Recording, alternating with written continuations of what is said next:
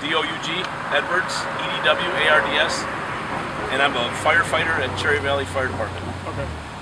So can you talk about a little bit about what happened here today? Yeah, we had an incident came out. We had a water rescue. Some passing kayakers noticed some people calling for help. From what it sounds like, they were stuck in a strainer on a stump where the current had them pinned in there. They were yelling for help. We had some assistance by 4 other kayakers that tried to get them out. It didn't work real well for them. They called the fire department. We responded with the assistance of MABAS Division 8 and all divers and boats.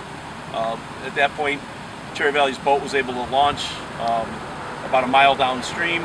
They were able to come up, and we were able to bring the 4 individuals out, 3 males, 1 female, that made probably a poor decision and went on the Kishwaukee on a warm afternoon. So. Yeah, and I mean, there's a no wake zone right now. So is it a problem seeing kayakers out right now? Sure. I mean, the big thing is that it's the Kishwaukee River, so it's normally a small body of water with an excessive amount of water, so the current's extremely fast. If there's a no wake zone on Rock River, there's a pretty good idea that you shouldn't be on the Kishwaukee River. The Kishwaukee Obama Park is closed, so these folks either had to get on above Cherry Valley or below Cherry Valley. The fire department has no control over the river.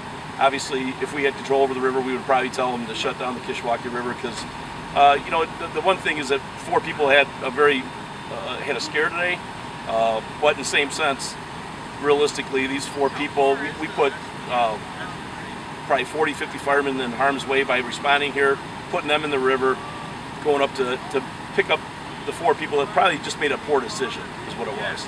So. As far as was this basically routine today? I mean, was there any complications? Was there anything like that? This one went really, really well. The hard part down here is actually launching the boats. There are no boat launches that come in and out of the Kishwaukee River.